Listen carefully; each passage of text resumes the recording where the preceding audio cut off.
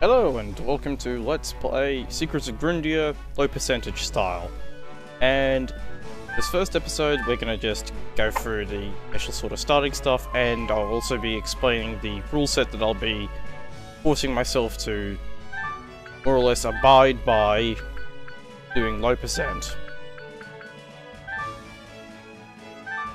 And of course my name is Mordecai, so the character's name. I'm going to be playing on normal difficulty as opposed to hard, because hard is very hard, especially when you're doing low percent. At least the way I'm going to be doing it. So without further ado, let's begin.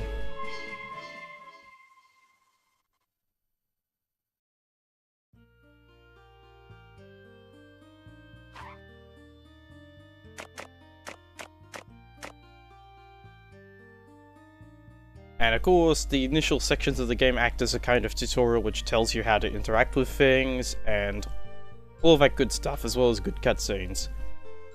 I want to mention also that the music is especially good in this game. And of course, Secrets of Grindea. It has the name Grind in the title, but grinding in this game can be very fun, although a bit mindless at times. But low percentage, you're not allowed to do any grind whatsoever. Period. But the way I'm going to be playing it, yes, I will be going down side paths to collect items, because I need to, but items that would involve me doing side quests, which give me experience, or side quests which require me to fight things, I will be ignoring. But items that are just on the side path that I can grab without needing to kill anything or do any sort of side quest, those I am allowed to grab.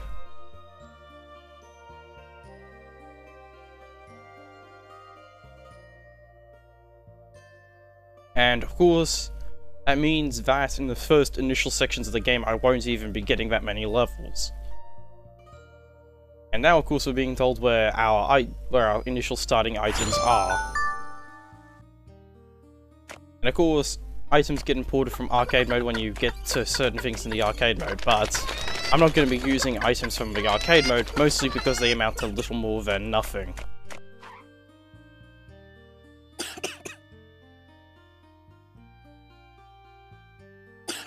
Yeah, well, you won't be getting any more pottery builds because there won't be a lot of pottery being smashed. And there we go, we've now got a weapon. So now, of course, we have to go ahead and go to the cave and get our shield back. It is basically the key difference between low percentage and a conventional playthrough. I only destroy what is necessary, but most of the time you want to smash everything in this room, for example. Try and get as many items as possible. It's more a case of discretion for me is one thing, because okay, I'm willing to get items that are on side paths, but I'm not willing to destroy items that objects in the world that just happen to be in my way, so I am playing a little weird. That's kind of ironic.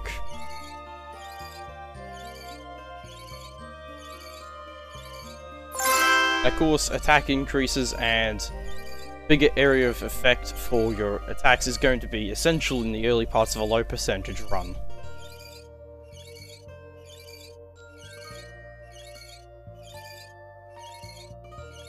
Of course, that means I'm going to be equipping the big branch immediately. Lo and behold, the bag talks. It's also a kind of master of sarcasm throughout the game, and is going to be our companion for the entirety. Who said we had to be alone? And of course, he's also somewhat condescending towards the player character.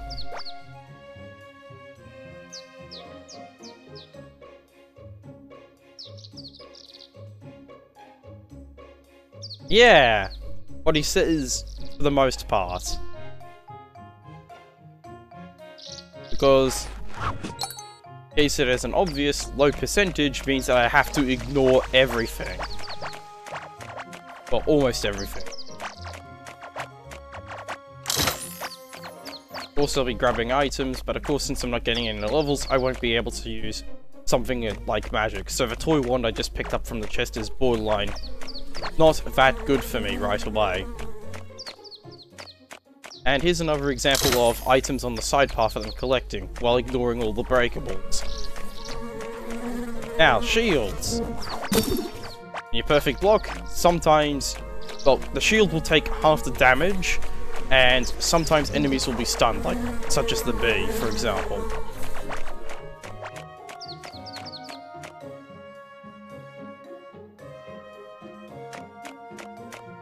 And yeah, even more items on side paths. Although this one is just money. Money, money, money. And what's this?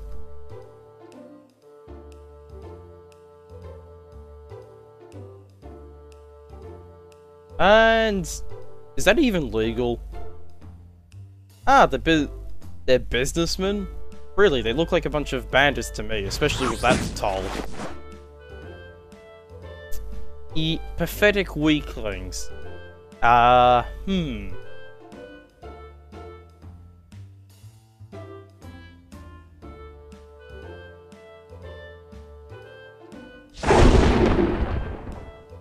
He's not the bag is not happy. We don't really have an actual proper sword. We're just using a big branch. I'll admit that I really like this music here of the game, but the gimmick is...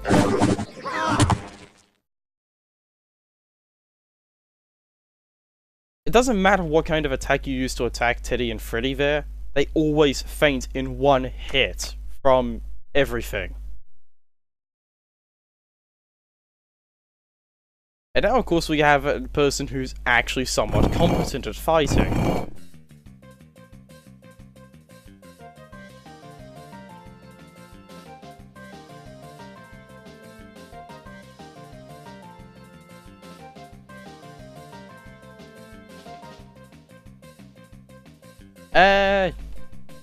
Okay, sure.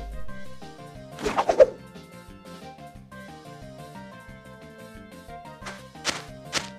course, Teddy and Freddy being somewhat predictable bad guys. Are they even proper bad guys? But yeah, I am somewhat missing because I gotta get used to the size of two-handed weapons.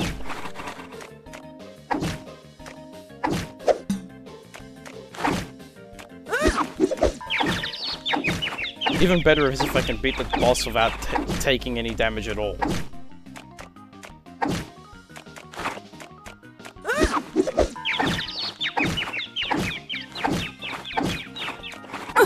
There we go, boss defeated, without taking any damage.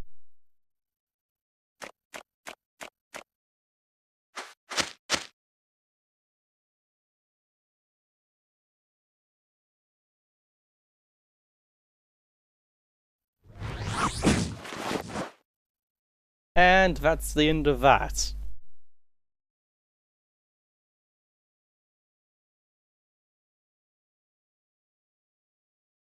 Well, we'll see.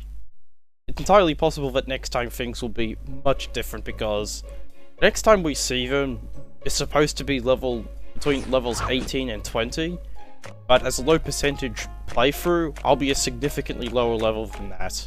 Most likely. Of course, as per the rules of... Actually, here's a side joke that I can show off immediately. He's trying to fix his wagon by kicking it. Good luck with that. For me personally, I would have tried to reattach the wheel. I think that might have a better rate of success than kicking the wagon in repeatedly.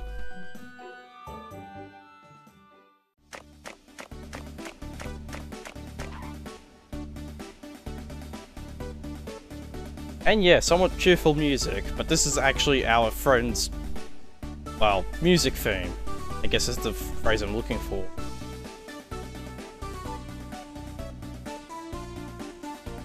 Yeah, wreck the exams. Okay. Seems like a good idea. Bag being impatient and condescending. Again. And yes, this is indeed a reference to Honeydew from the YouTube channel Yogscast. It's a nice little Easter egg.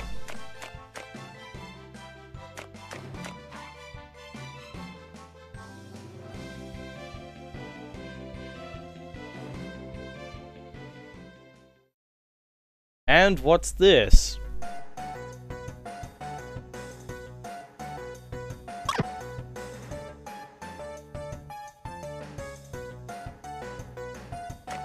Yeah, definitely someone who fits the role of the rival.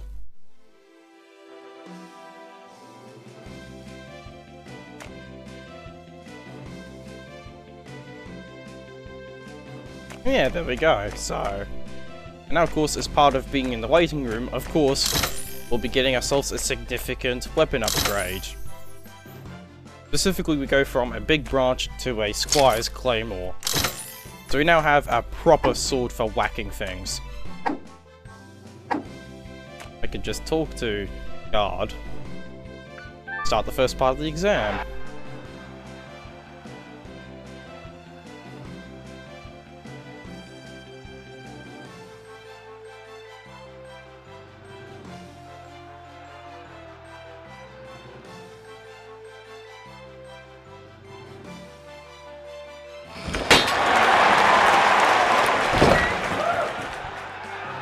Yeah, fishing. That's obviously items on a side path. Not essential items, but still kind of sideways to the way I'm doing low percentage. But yeah, all we have to do is wait until our till the float becomes completely submerged, press Z, and then we play a little mini game where we have to keep the fish within the wider section of this bar. Move left and right with left and right, obviously.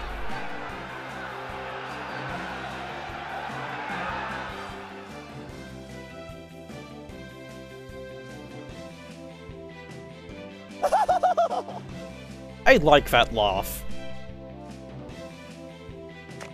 I mean, it's not exactly evil, but it is maniacal. And now, of course, puzzles.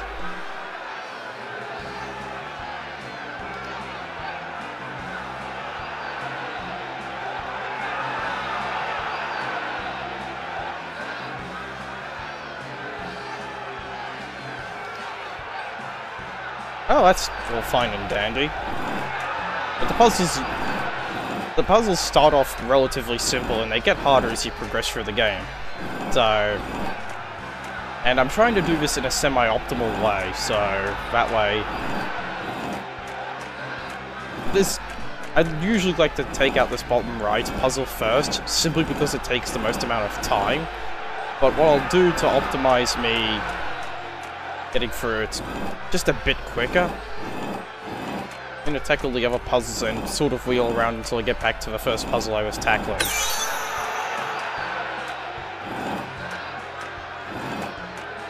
And it's not really a lot I can say about these puzzles. At least their solutions stay fixed and they don't depend on random numbers. We don't even get told what our score was that time, so there's that.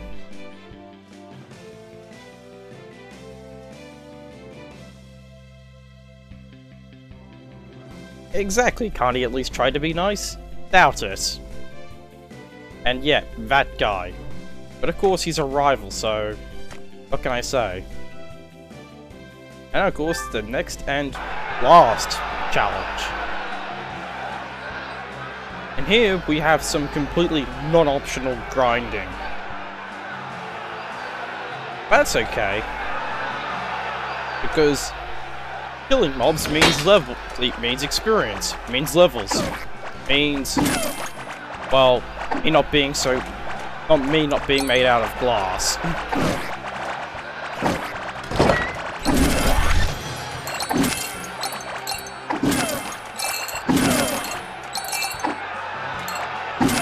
Now, the first thing I'm going to do is, skills I'm going to get, I'm going to prioritize getting Fireball and maxing that out. But under my initial skill, talents, for level up, I'm actually going to increase my maximum health, just to give me a bit of a buffer against dying.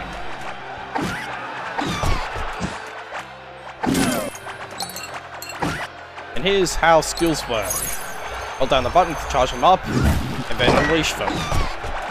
Of course, the fireball is great because it has range.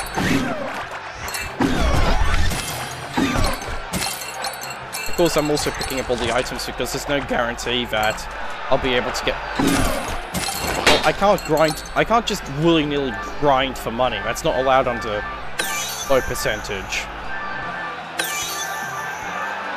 Mind you, I'm not even sure what I would get, if anything, from shops.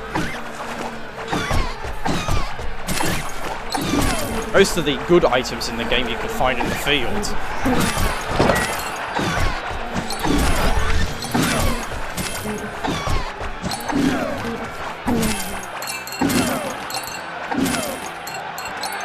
Of course.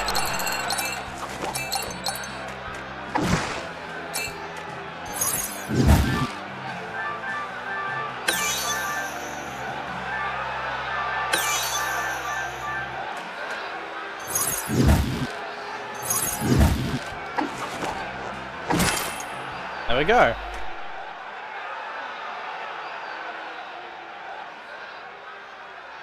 Something spectacular. Horrific Giga Slime. So naturally, it just looks like a regular slime. You know, the likes of which I've beaten about 20 of at this point. Except this one comes with a twist. Or rather, I should say... an improvement. So yeah, what's the gimmick to this boss? It jumps around just like any other slime. Except that it won't do damage to you by ramming into you, instead has a number of attacks. For example, an attack that happens once every 25% of its health has been taken off. It can still be perfect guarded just like everything else in the game up until this point. Doing so also knocks back the boss. And you might be wondering, well, why don't I just kill the additional slimes? That's why. No experience gained whatsoever. Attacking them is literally a waste of my time. And health, probably.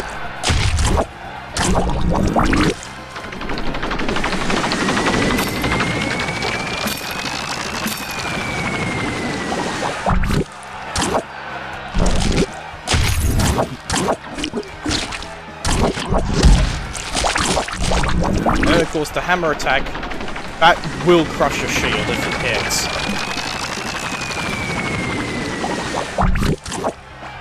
If your shield's crushed, it can't block damage. And there we go, boss defeated.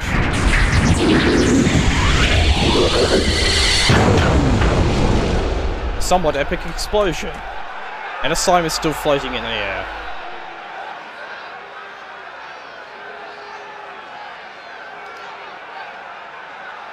And suddenly, plot twist.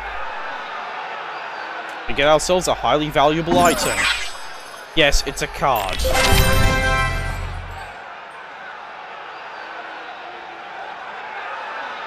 So naturally, it's a card that we can't even equip or use. But the good thing about cards, they're passive items. Whenever you get a card, their effect is applied permanently. And in the case of the slime card, it makes gathering items a lot easier. So naturally, it's a big deal.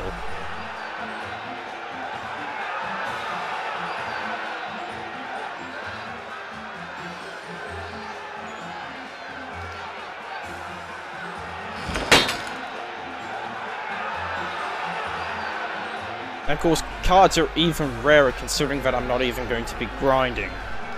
Because low percentage rules prevent me from being able to grind freely. That's the end of the exam, and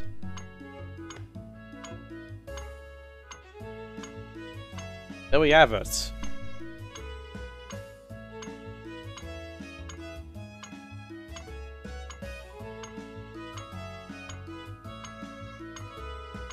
Yeah, the score's always fixed. You're always guaranteed to get past the exam, provided that is you don't run out of health. But if you run out of health, you just sort of restart at the start of the boss fight, so it's not even a big deal.